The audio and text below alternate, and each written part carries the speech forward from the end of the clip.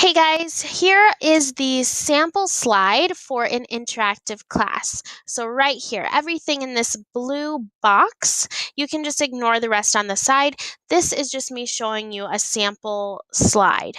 So what I'm going to do is walk you through each of the features here. Now, up at the top, you're going to see where it says tips. Now, when you get your materials for your mock class, you may notice that the teacher tips are on the bottom. Be aware that when you enter and do your actual mock class and in actual classes with students, the tips are going to be at the top.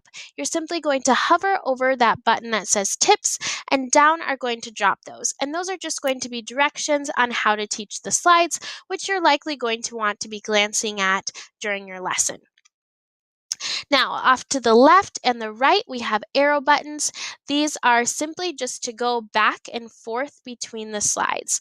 So you just hit those and you'll just go back and forth there. Now, there's one other way to go between slides, and that is down here. You're going to see we are on slide 31 of 34. Now, these little blue numbers are ones that you can change. So we can skip forward or backwards here. So perhaps we want to go to the end and go to 34 of 34. You just type in 34, press enter, and now we're on 34 of 34. If you want to go back to 31, you can do that. And this way, you're not skipping through all of those slides using the buttons on the left or right there. Now, if we go over, we're going to see this cute little present button. What that is a reward slide button. So when you click on it, it's going to send you over to the reward slide. These interactive classes have interactive rewards, and you don't have to use these. You can use your own reward, but I really like these interactive rewards. So these are, things the student can drag and drop here, and that's a fun thing they can do for their reward. Now, what you're not going to want to do is then, click over here. Let me go back. So what you're not going to want to do is click on this side button and, click on it 20 some odd times in order to get back to slide 31. Instead, if you look past this garbage can, you'll see the button there and is now turned into an arrow. It's no longer present and it says go back. You'll click on that and boom, we are at the slide we were at before, 31.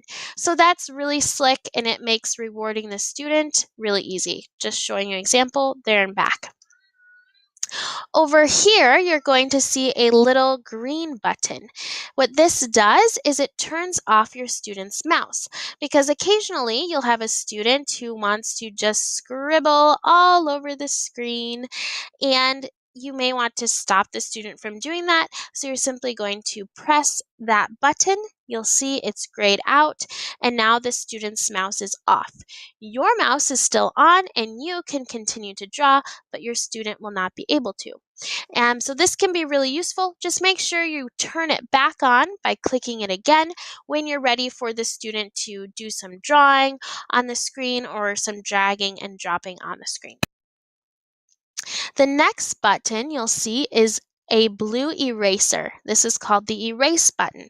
What this does is it will erase the last thing that was drawn on the screen. So let's say we do 1, 2, 3, 5. We don't want 5, we want it to be 4, but we don't want to erase 1, 2, and 3. So we can click this handy erase button. Boom, the 5's gone, and we still have 1, 2, and 3. Let's say we don't even want 3 anymore. Boom, it got rid of 3, and so on and so forth.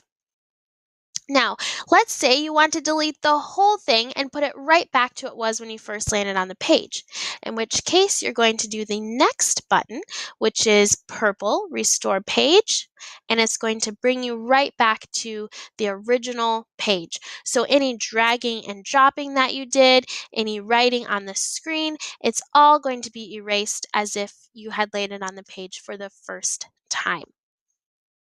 Then we have one final button in the corner, and this is a little timer button. Start counting down. So you can click on it and it'll say 15 seconds, 30 seconds, 60 seconds. Now, in your mock class, there is a very good chance you won't be using this feature, but you may use it in an actual classroom.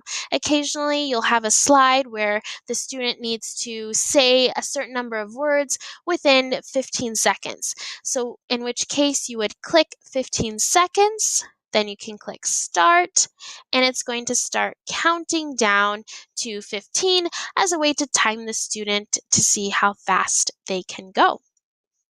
So that is what it is, guys. Those are all of the features.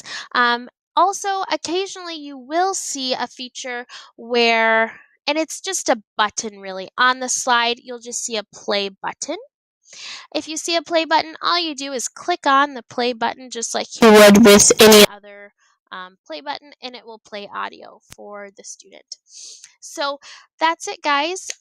You'll drag and drop as you saw me do on the reward slide, and you'll drag and drop when you see the dino in the corner, or you may see a little icon in the corner that says drag and drop.